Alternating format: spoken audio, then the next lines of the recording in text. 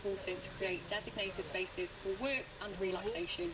I learned this the hard way. Many years in medical school, I thought it would be a good idea to study in bed. Please don't do this. Having set purposes for different areas makes it so much easier for your brain to switch between work mode and relaxation mode. Creating an environment that's conducive for productivity when you have ADHD isn't just about your physical environment, it's equally as important to curate your digital environment. So using digital tools like X-Tiles to stay organised, Forest to keep you off your phone, and even using a website blocker if you find that when you're on your laptop you can go on websites like YouTube or even maybe Netflix when you get a little bit bored. Another useful tip for curating your environment is a tip I might have taken a little bit too far, and that is to personalise your space to include elements that inspire focus or motivation. For example, every exam season I would change my laptop background and my phone background to something that would encourage me to study, which most years was a plain blue background that said studying sucks less than failing, and it was actually quite effective. How I took this tip a little bit too far is I ended up getting a quote from Legally Blonde tattooed on my arm. So just there it says "what like it's hard," which is an infamous quote from Elle Woods, and the reason that was there is when I was failing my exams when I was 17 and 18, if I'm being completely honest, I think I got pretty depressed, and every day I would come home and, like a little bit of a comfort blanket, I'd put on the YouTube recording of Legally Blonde the musical and lie in bed and quite frankly feel shit about myself.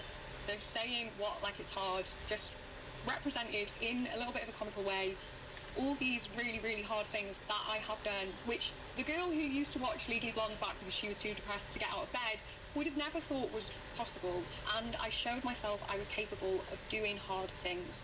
So just before I sat my fourth year exams, I got this tattooed on my arm so that every single time I was struggling with my studying, I could look down at my arm and remember all the hard things I have done and I am capable of doing.